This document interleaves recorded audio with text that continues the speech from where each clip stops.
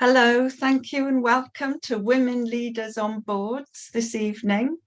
We have some amazing women to talk with you on this topic, bringing a wealth of different experience and perspectives. And we really want to give you a chance to ask as many questions as possible, and we're leaving time for discussion of questions. So as we go, if you've got a question or a comment, please do add it into the chat. I'd like to welcome Caroline and Catherine and Fiona to the evening. It's really lovely to see you all. Thank you very much for joining us. The rationale for this event is very simple. We want more women to work on boards, of all kinds of boards, and you'll hear about 3 different types of boards this evening. We want women to feel confident if they are working with a board as opposed to being a member of a board. And both of those two aspects we're going to keep in mind all the way through. So let's introduce ourselves. Caroline, can we start with you briefly? Absolutely, thanks Vivian. Lovely to see everybody. I'm Caroline Derbyshire. I am the Chief Executive of Saffron Academy Trust, which is an education multi-academy trust, and Executive Head Teacher of Saffron Walden County High School. And our schools are in Uttlesford, the northern part of Essex, and in Braintree as well. So there are 4 primary schools and 4 secondary schools and 5 primary schools in our trust. Thank you, Caroline. Thank you. Fiona. Sure, yes. I'm Fiona Hathorn, and I launched a network that supports people applying for board roles in 2012. And I did this because of the lack of women on boards, and I was horrified. I had no idea that in 2012, our FTSE 350, our largest 350 companies, that it was only 12%. I had no idea. And I've had exposure to the boardroom all of my life because I've been a fund manager. And my father was on boards. My father was in education. And because my mother was a head teacher as well, he didn't have any childcare. So I was dragged to boardrooms from the age of 4. So most people don't know what goes on in the boardroom because they don't have exposure and access to it. And I believe the boardroom matters, and everyone should know about the boardroom and its choice. And as luck would have it, because of my father, I'd had exposed to boardroom and a mini education program that I didn't realize I was having. And that's what I wish to do. And that's what I do with my life, inspiring you and supporting you to go on the boardroom. So I look forward to hopefully achieving that with my fantastic panel here today. Thank you. Thank you very much indeed, Fiona. I love that image of going to the boardroom from such a little age. Thank you. Catherine, hello. Hi, so I'm Catherine Grise. I'm founder of the Teacher Empowerment Project. I'm a former head of English. I'm also working in frontline fulfillment at the moment, which is helping frontline workers with psychological support. But the reason I'm here today is because I'm also on the board of a women's centre. So I'm on the board of Women's Centre, which is the largest, one of the largest board women's centres in the UK. We've got a turnover of over £1 million, and we support women in Calderdale and Kirklees. Thank you very much indeed. And I'm Vivian Porritt. I'm one of the 7 strategic leaders of WomenEd, a grassroots movement which supports, connects and empowers women leaders in education, because there are a lot of issues that women face that men don't. That might become a bit of a trend for the rest of the conversation this evening. And I'm just going to start off by introducing you a little bit to WomenEd. And it would be really great in the chat if you could also start explaining why you've joined us, what you want to get out of this evening, and any questions you would like to be explored. I'm going to share my PowerPoints and introduce you to WomenEd.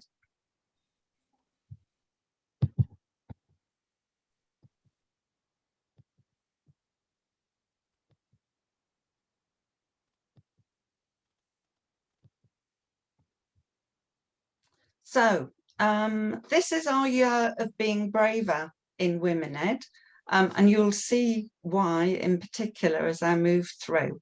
But we are a voluntary organisation, and we have grown quite exponentially over the last 5.5 years.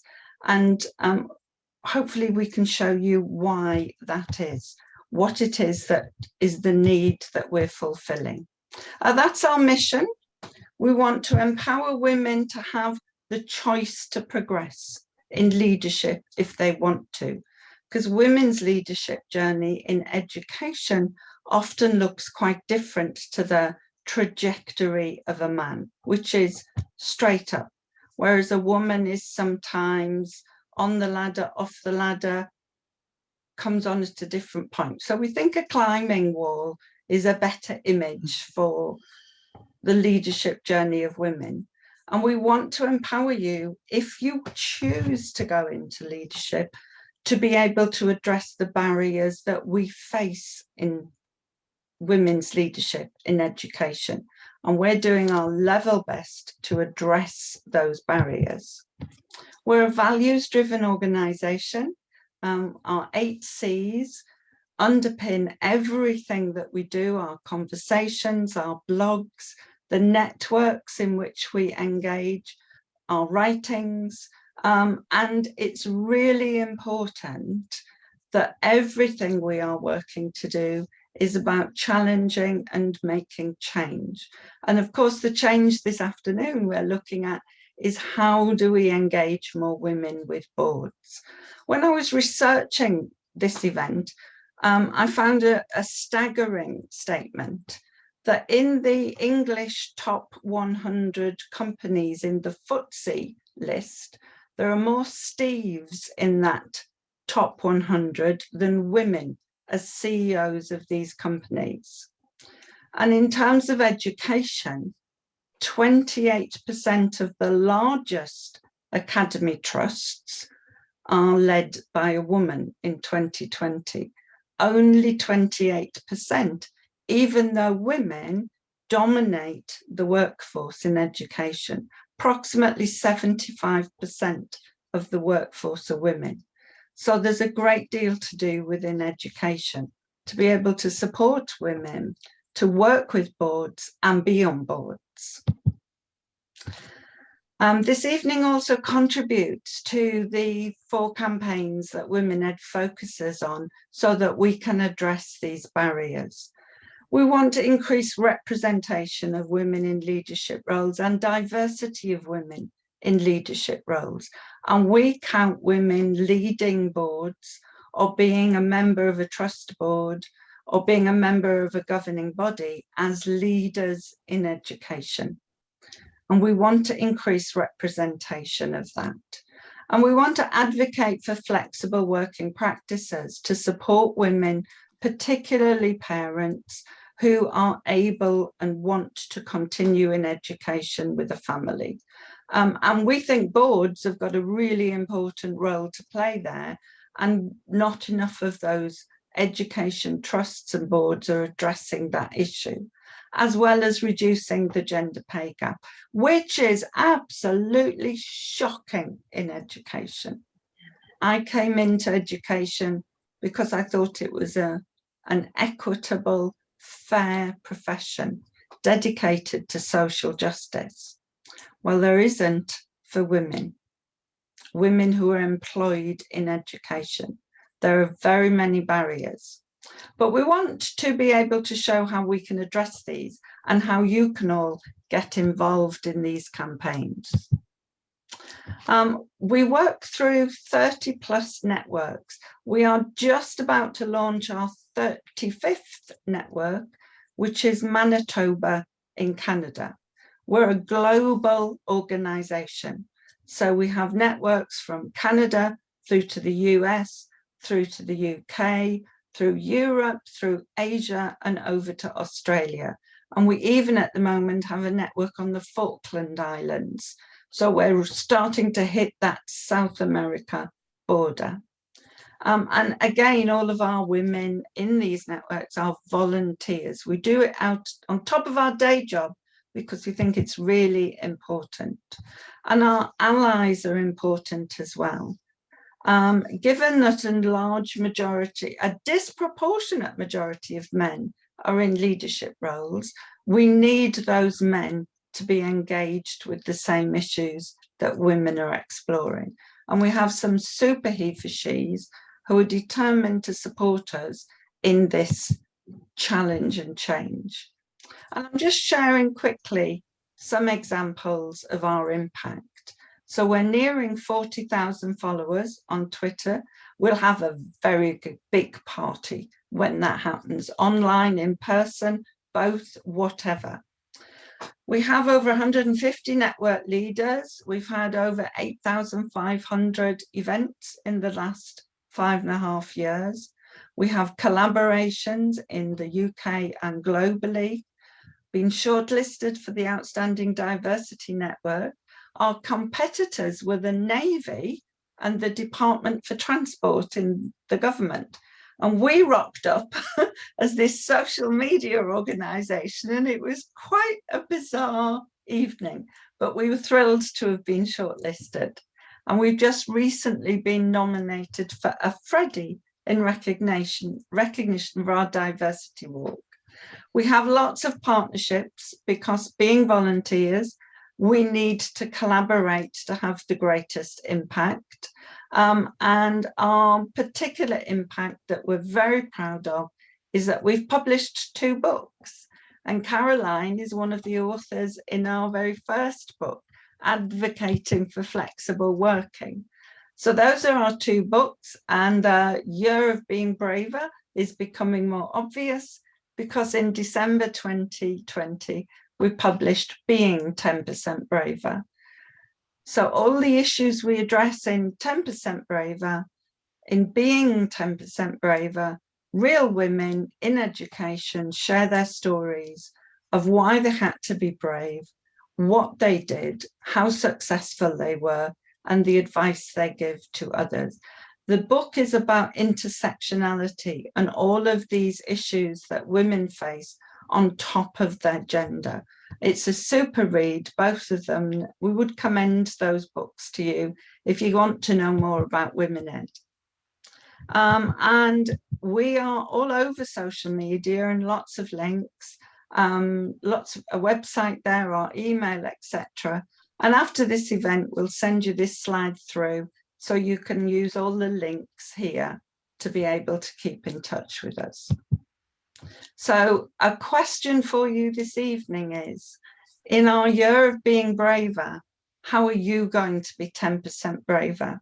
And we hope one of the options is to get involved with the board or to think more about the way in which you work with the board. So that's our challenge for you this evening. I hope that was helpful and useful. And I'd like to hand over to Fiona now, who's going to also share her experience and work with women on boards. Women and men. I have to say our brand and men does put men off, but we do a lot of work with corporates, so we do actually help a lot of men, because there's nothing gender specific about the boardroom. It just so happens that men have historically dominated it, and we want to change that. So if you're interested in the boardroom, you can register on our website for free, womenonboards.net. There is a fee for extra stuff, but we've got a fantastic resource centre, because what I want to do is to demystify the boardroom. I want to open the tin lid and share with you what boards are all about, and that's effectively what our network does. Most board positions are not transparently advertised. Most school governing boards ask their friends, their community, and everyone else. University boards, they don't transparently advertise. There isn't one place really that you can go, whereas if it's a public appointment, you have to advertise transparently. Why isn't that true for our universities, in my view? Why isn't there one place that NHS boards aren't advertised? So my network advertises board vacancies for free. Like, why wouldn't you? So if you've got a school or an education board, you can pop it onto our website for free, and we've advertised 30,000 board positions for free. Today we have about 300 board positions. We have 50 new ones a week. And we do charge for access to that because we've got full-time staff, as little as we possibly can. However, do not get excited. They don't represent a decimal place as to what's out there because most aren't advertised. So we spend a lot of work helping you demystify the boardroom. So I've just got a few slides to share with you, if I can move these slides along. Now, firstly, one of the things that we do is to give you the career benefits of being on a board. If you haven't been on a board, you might not aspire to being on a board. So I'm just going to briefly tell you what they are. It enables you to give back to your community, to do something you're passionate about. So if you're in full-time work elsewhere, or even if you're working full-time in education, you might enrich your brain and learn something new. You might learn about strategy, new industries. That's our second point. You might get career resilience. Perhaps you're taking a career break. That's okay, it's your life. But why don't you go on an education board or a university board or another community board, an arts board, a housing association board, a hospice, any charity boards? Because actually, if you take a career break, you can lose your confidence. Whereas if you go on a board, you maintain some of your confidence. And sometimes it can build your ability to develop your career and leadership styles. Maybe you're working in an education environment or another environment where there's no room for you to be promoted. So what are you going to do to get your leadership stripes? By going on a board, a small board or even a large board, you're floating at the top of an organization. You get exposure to different issues. It's really enriching. You also get exposed to other executives from other organizations. You rub shoulders. So I was on the board of Fight for Sight, a medical research charity. I love sitting next to an eye surgeon. That wasn't my background. That wasn't my experience. I love sitting next to somebody on a FTSE 100 board, a chairman of a big bank. It really enriched my life. And the great thing is it's a point of difference on your CV. If you're going up for promotion, maybe you are starting to look for your first job. Maybe you've just left school and you've been on a board because you're never too young. You're more likely to get the promotion or that job if you've got that on your CV. So there's loads of things. And I encourage people, certainly as they're moving to a portfolio life, possibly retiring, to get involved in boards, because you can build up some really interesting life skills and giving back to your community. So those are my 7 reasons. I know I haven't got very long, so I'm going to whiz through a couple of other slides for you to give you an idea of what we do. But you can have access to an information evening for a whole hour. Won't charge you anything for that, which we can share with you later. I'm going to come back to Alison Rose. What we do is give you a vacancy board. We will help you write a board CV. We'll hold your hand at the point of interview. We won't charge you anything for that. We want to give you the connections that maybe the people who are currently on boards have that you don't have. And this is an education community as well. There'll be fantastic connections in what Vivian's setting out. So what we do is demystify the boardroom. You are unlikely to apply for a board role if you don't fully understand your duties, responsibilities, and liabilities. So that's what we can help you with. You need to know that it's noses in, fingers out. You're there to float at the top, call people to account. You're not there to run the organisation. And knowing that and how you interview is really important. So we have a workshop, I did one this morning, about how do you realise your board position? How do you sell yourself? What's unique about you? Why would I want you on my board? So there's loads of things that we do, but don't overthink it. Boards only do 2 things: conformance, governance, filing accounts, and abiding by the law. And they do performance, strategy, and stargazing. You're either more one thing on a board or you're more another thing on the board. And actually, the best thing about being on a board is common sense.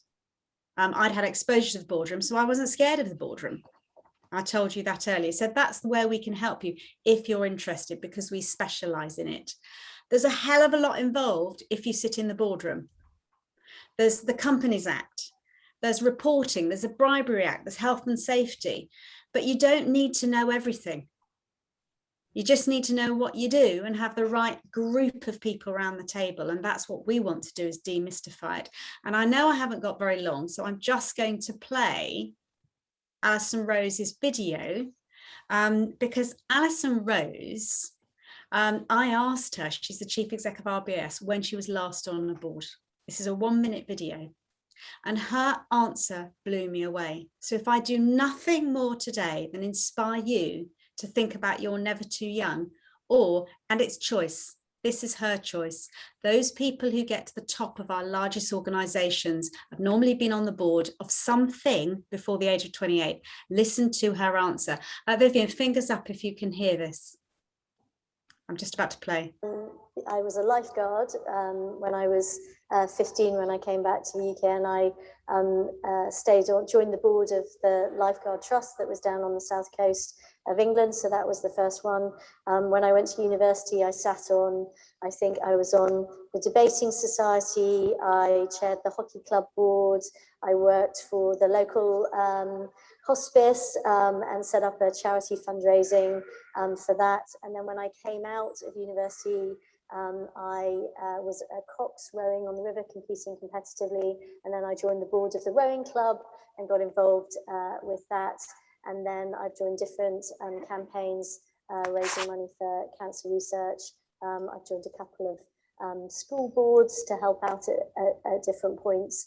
So I've done a few things like that. But I think it's really simple. Join the local rugby club, the local cricket club, the school, the Treasury Committee, anything like that, because I think what's really important is demystifying the whole experience. We set up a program called Empty Chairs on all of our executive committees, where we had an empty chair and we invited young female talent to join the board. Peter has done this here at Cutes to amazing effect. And it's demystifying what goes on in the boardroom, because I know when I started, I used to think there were all these terribly clever, smart people doing these amazing, magical things. Really not. It's everything that you do day to day, and it's not that different. So the more experience you get like that, they realize you can do everything. It says it all. It's not rocket science. Most people learn on the job.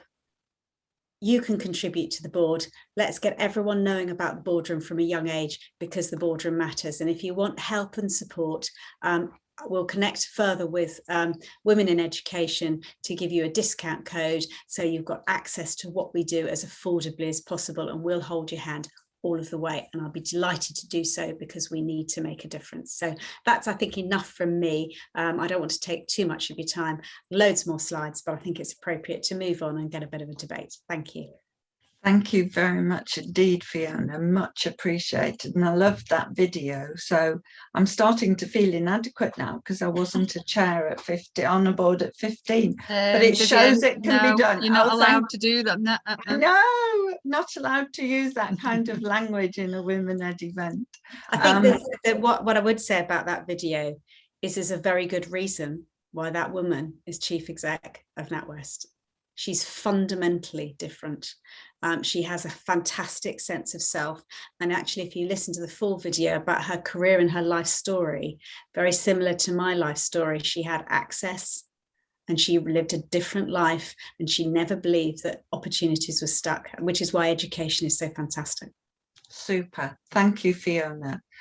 We're just going to catch up with some of the chat questions if we can. And these are open to all of us if we can respond. So one of the first questions is, what type of board roles are mostly accessible for people who are just about to start thinking of working on a board? What are the best roles for women? I mean, I happily answer it, but I don't know whether... Yeah, no. One of the things, and I will just share a slide, is there are thousands of boards out there. So this is a slide later on I'm just going to share with you. Hold on, let's get there. This one.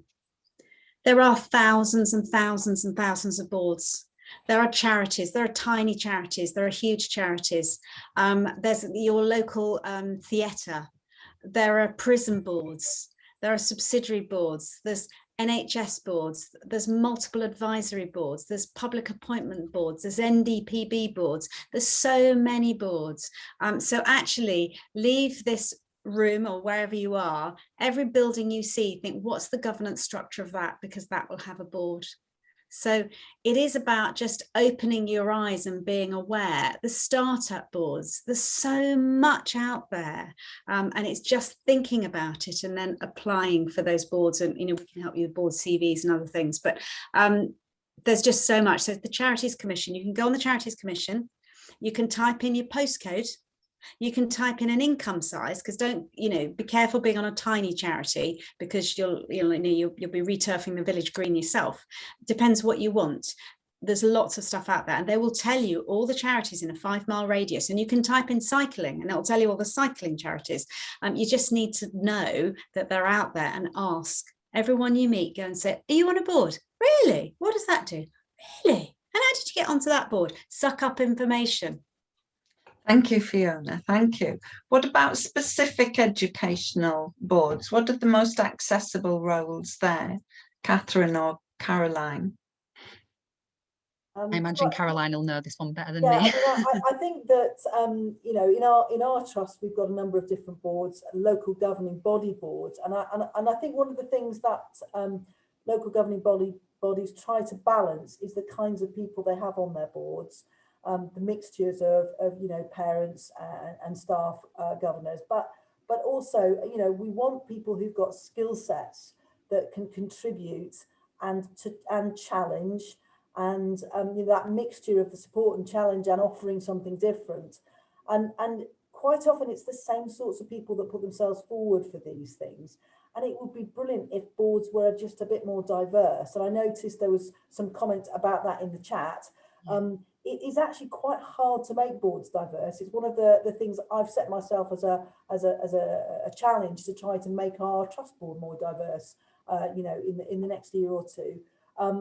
Because actually you want to say, well, you know, can you come and do this? But the same sorts of people tend to want to take part. So you know, it's putting yourself forward is such a fantastic thing to do. And Fiona's absolutely right about that. You know, people will literally bite your hand off if you put yourself forward. Thank you very much. And Catherine, I know this is an aspect you wanted to talk about, because there's a specific question about how to support Black, Asian and global majority women on boards. Would you be able to help with that? Yeah, so I'm this is more for a younger person's perspective, but I'm working at the moment with a charity that supports 16 to 25-year-olds from, and they're either first or second generation migrants or people from disadvantaged backgrounds. And we have over 500 senior FTSE 100 mentors. And the CEO of the charity, Elham Fardad, she was a financial director at GE, News Corp and Ernst & Young. So she's very experienced in that and understands herself as a migrant woman, the challenges that she faced to get into those positions, and really wants to offer a handout to students in those positions. So this morning, in fact, I was doing an assembly with Elham and a student from a London academy who's now gone on to university. And what we're really trying to work on is the Parker statistic reports, which are looking at the fact that why is it only 2% you know, people of colour on FTSE 100 directorships, and really trying to change that and address that. So I'm keen to get into as many schools about that. It's all completely free as that opportunity, and it's such a brilliant opportunity. But I'd say yeah, we need to challenge it at board level, and that's something that we're doing as well. Is we're thinking, how can we make sure that we've got diversity? And so it's about holding each other to account on the board as to how are we recruiting, because we were talking about this a little bit earlier. We don't recruit on the golf course because we don't play golf, but how are we recruiting board members? And a lot of the time it's people putting themselves forward, but also I've made sure that I'm seeking people out who I think, oh, you would be good on the board and you look different to me and you are different to me. So can you join? So I think there is something in holding ourselves to account as board members, but also holding your board to account. So if you're looking at your school's board and they all look white and male or white or like me, what can we ask those questions, and can we be allies and ask those questions and think about ways in which we can challenge that and make sure that they are representative, because it is really important that we do those things. Yeah. Thank you very much, and I'm sure we'll probably come back to this a little bit later on, but Caroline, can I move over to you then, and for you to share your experience and learning? Absolutely, thank you. So I was talking earlier about how I am the CEO of a multi-academy trust, and I actually am doing this for the second time in my career. This is my second opportunity to be a CEO. I sort of hopped trusts and went into a bigger organisation. It's been very exciting. But what was really interesting is when I came in, I had to do something about the dynamic that existed between the CEO and the board. Let me explain that for a moment. My predecessor was a man. The school had only ever had male head teachers and CEOs prior to me. And the chair of the trust was also a man, and those two guys were really good friends. So quite a lot of the business of the Multi-Academy Trust, which they were both the architects of and had built together, had been decided, you know, after meetings in the car park or in the pub over a pint, or they didn't play golf, but if they had played golf, they would have done it on the golf course. And one of my challenges, I think, was breaking into that rather comfortable relationship between the previous CEO and his chair, and bringing the meeting actually back into the meeting. And what I mean by that is, I didn't really have a space in those informal situations, and it didn't feel as comfortable for me as a woman to kind of sort of have those meetings with somebody outside of the boardroom. And I didn't actually think it was properly accountable or the right way to do business either. So I spent quite a lot of time initially making sure that our meetings were purposeful and they weren't just echoing chambers for the conversations that had happened elsewhere. So a lot of my work when I was first CEO was about streamlining our meetings. That involved, making sure that the reports were really tight, that we introduced things like school on a page for the data, and it was all, simple to read and easy to digest, so that our board members weren't spending an enormous amount of time preparing for what was quite a short meeting. And I do think the meeting needs to be vital and interesting and to be making decisions rather than just rubber stamping things that have happened elsewhere. And also, I wanted to leave the board in a position so it could hold us to account. And I do think there's a role that, a CEO plays in making sure that the board can hold them to account by presenting that information in the right way. There was something else I also felt I needed to address, which was the time of day the meetings happened in. I have 2 children, I've got a partner, we've got a busy life. And to start a meeting at 8 o'clock in the evening for me is no use whatsoever. I get hangry by then and fed up, and I'm not at my best. And I've then got to go home and do other stuff as well. So I brought meetings forward so that I could make sure that they were professional and part of my working day. And I felt that was quite important. I also wanted to build really great relationships with my new chair and with my trustees, and I have focused on that. I mean, the chair is actually an excellent person, but he's a very, very busy one. I did have to make sure that I used him really effectively. As I say, I couldn't build that relationship, in the pub or in the car park in the same way, but I could do it through getting to know my board very well, getting good relationships with them, and do what I would call professionalising the committee with nudges. So I've gradually nudged them over time into the direction that I want them to be working with me, and they've nudged me. And it's been a mutual nudging process. So we've kind of come to work really well together by doing that. I don't think it would have worked as well if I'd come in really radically and said, you need to change for these reasons because I'm part of Women Ed. I think we had to do it through relationships, building trust. And trust is so important when you're working as a CEO with your board. If they don't trust you and you're not trusting them, the whole thing will just be an absolute shower. So that was really, really important. However, I think there's sometimes a little bit of a danger of focusing too much on efficiency in meetings and not leaving space for asking yourself, you know, what are we doing and why are we doing it? And having that moral purpose sitting as a thread that runs through all of your meetings.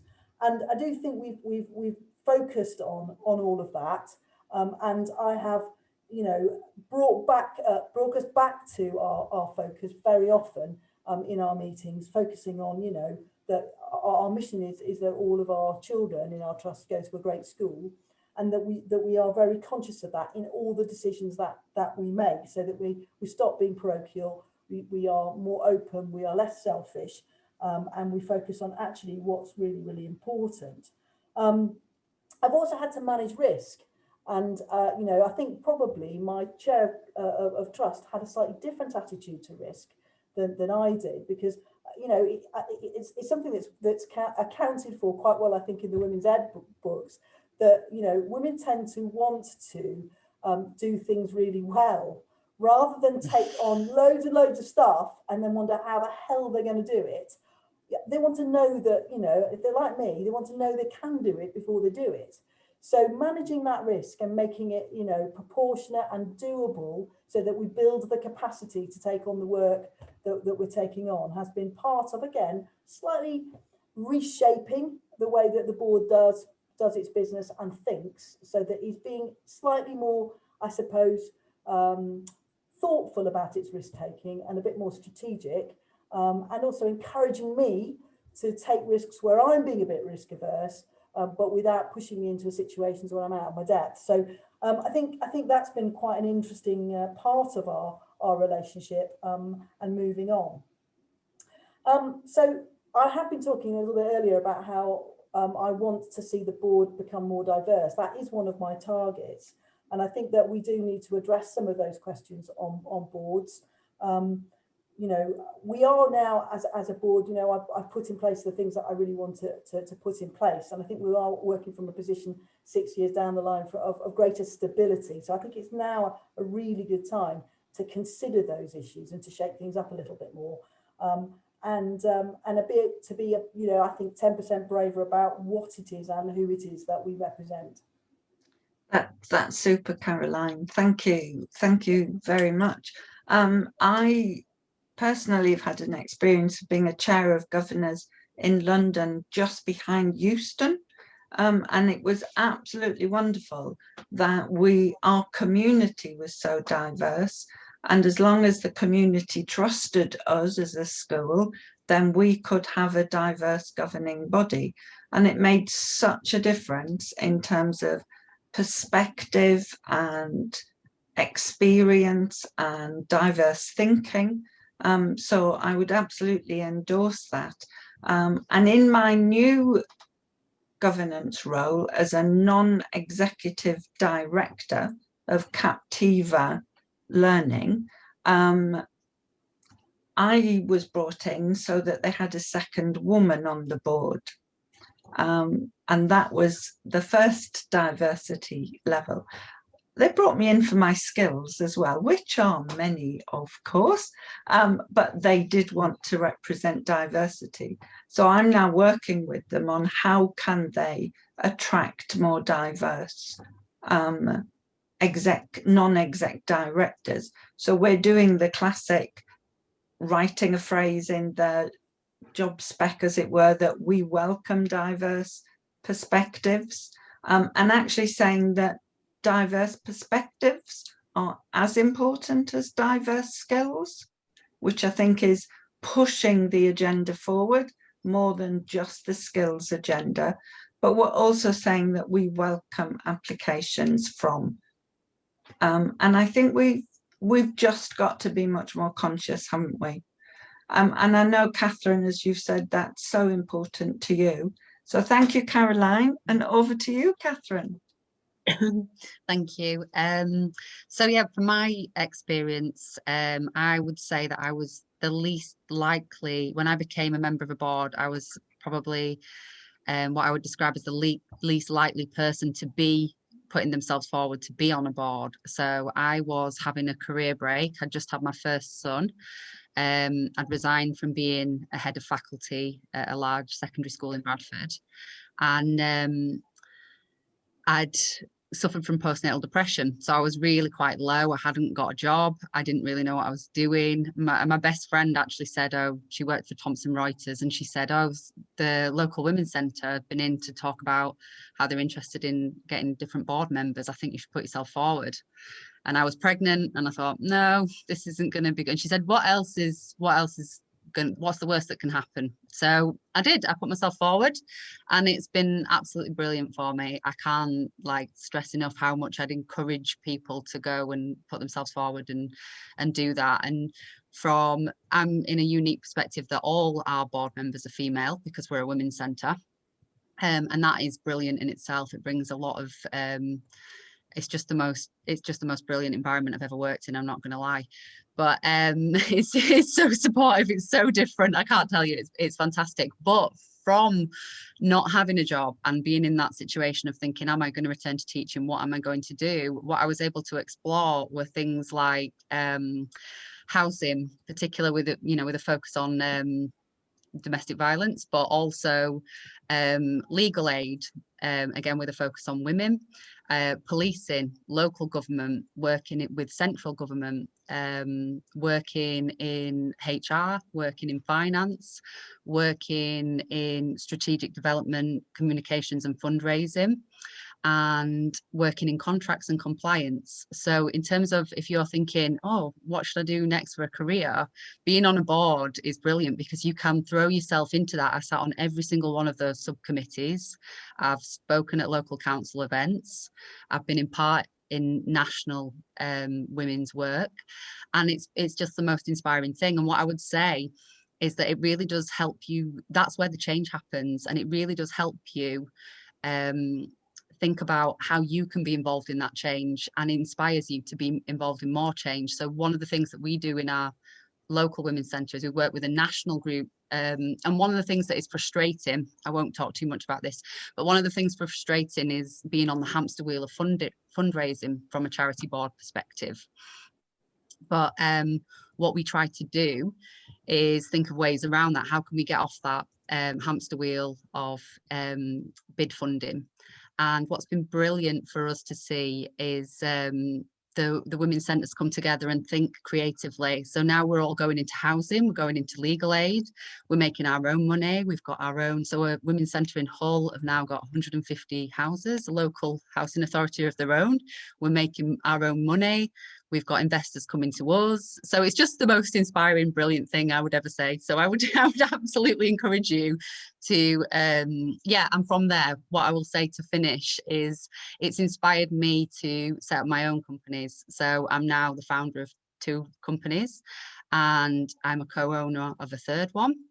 And it's taught me so much and really inspired and pushed me. And again, I work with brilliant people now, and I'm not frightened to be in the same room as those. So Elham, who I mentioned earlier from Migrant Leaders, she's a FTSE 100, absolutely most incredible woman that I've ever met, who's faced all these challenges, and I sit next to her in meetings, and it's brilliant. And I'm just a little English teacher from Bradford with postnatal depression. So I would definitely encourage it. Join a board for sure.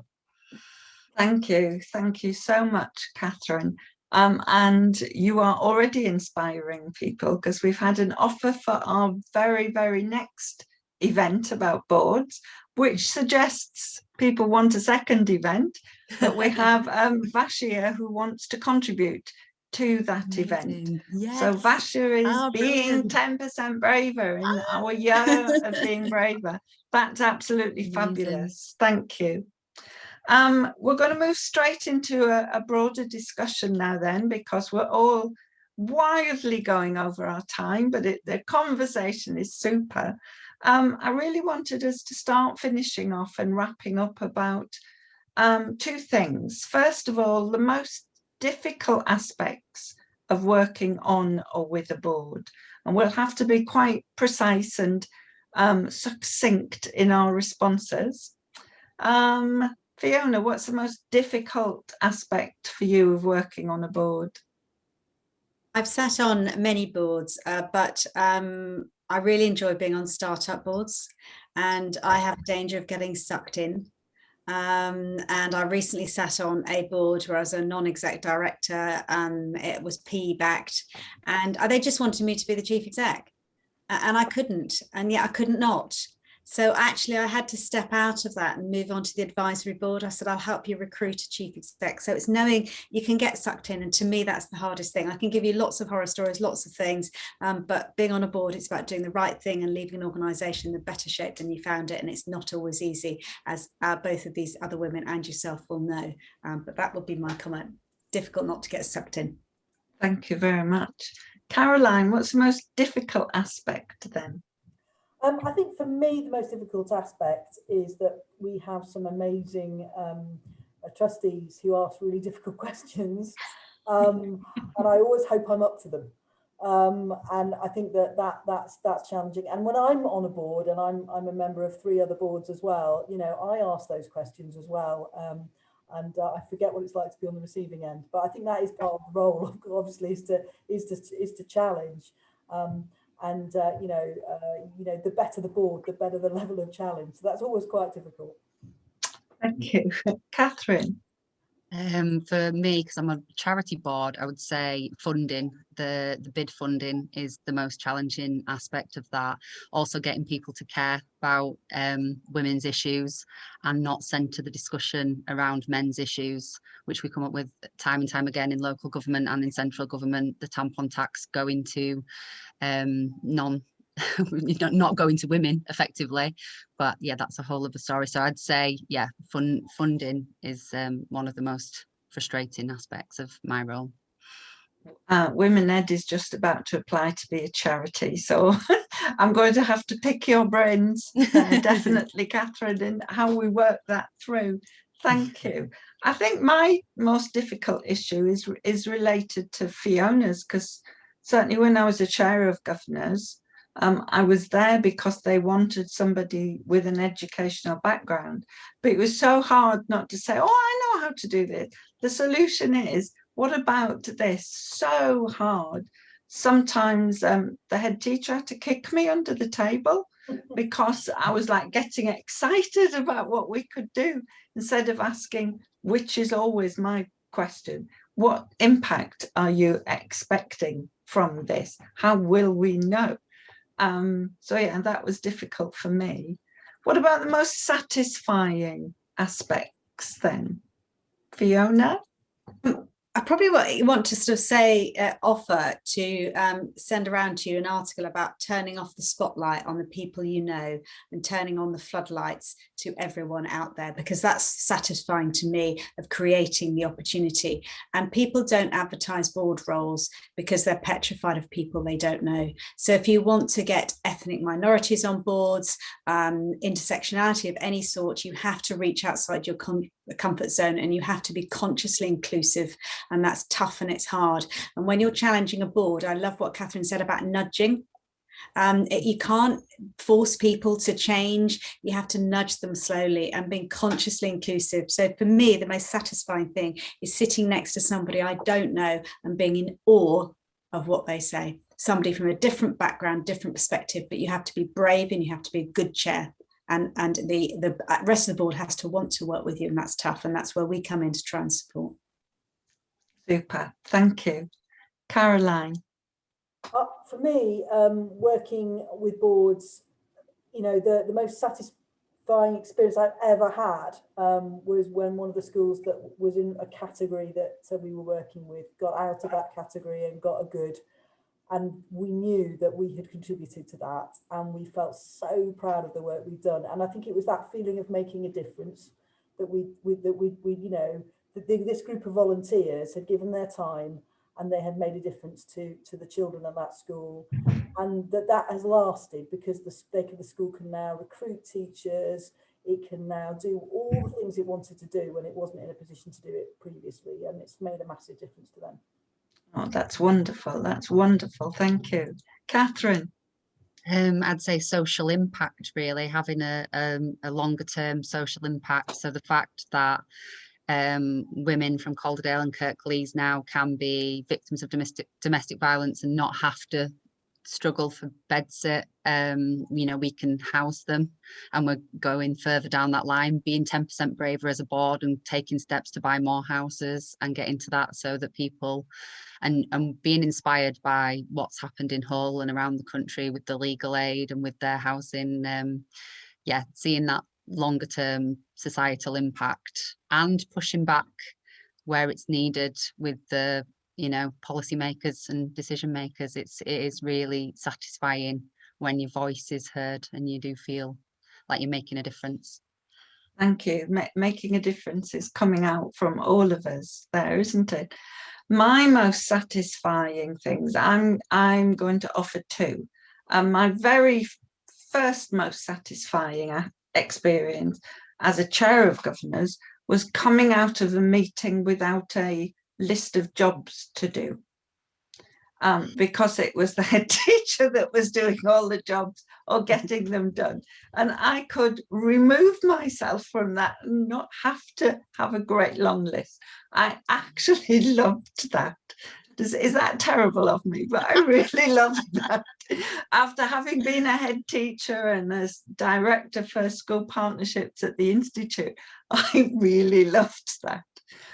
But my most satisfying thing, I was going to say the same as Caroline, so I won't now. But I'm also Vice President of the Chartered College of Teaching, and my role there is governance. So I am really thrilled with the quality of the governance and the challenge for the Chartered College of Teaching, but also the way in which you can be a support when needed if things get difficult or there's a problem. And the college is really well on its way to a significant membership and a significant professional way of working. And I think that's really super. I'm really glad to have been able to help and support with that. So we're going to start to finish by saying why women should be on boards. And we're each going to give a reason why we think women should be on boards. And I'm going to start with mine so nobody can steal it. I'm going to quote Ruth Bader Ginsburg. And this is my reason why women should be on boards. She said, "Women belong in all places where decisions are being made. It shouldn't be that women are the exception." And we could replace women with women or men of an ethnic heritage, or who are disabled, or who have a different sexual orientation. Obviously, this being about women, women belong in all places where decisions are made. You know, there are far too many decisions made on the golf course, in the car park, in the pub, and women aren't part of that. Our voices, as you said, Catherine, need to be heard. So why else should women be on boards? Fiona? Because the boardroom sets the strategy, the culture, the ethics and the tone of an organisation. I've just noticed somebody mentioned climate change. You know, we have a duty to society to change and step up, and all voices need to be at the table. And it's extremely important. It's choice. I don't care whether you don't want to do it, because it's a risky place to be, but it really matters. I just want you to have the information and the support to get there if you need to. It's fantastic that Catherine was inspired when she did, but all of you are different people and you've made our society a better place. And that's why working for Black people on our listed boards and community boards is also really important. So please transparently advertise your board positions. It shouldn't be secret. Thank you. Caroline? Yeah, I'm going to use a bit of a quotation, but I've probably got it wrong, Vivian. So so forgive me. I was thinking about Fred Astaire and Ginger Rogers, the famous dancing couple, and people used to admire Fred Astaire for his fabulous dancing, and would ignore the fact that Ginger Rogers was doing all of the same movements but backwards and in high heels. And I think that's a kind of good way of describing that, how difficult it is sometimes for women to do the same thing as men are doing, because there are so many other challenges and obstacles that there are. And actually having women on boards, having you know, an audience of people who understand makes so much difference when you're a CEO.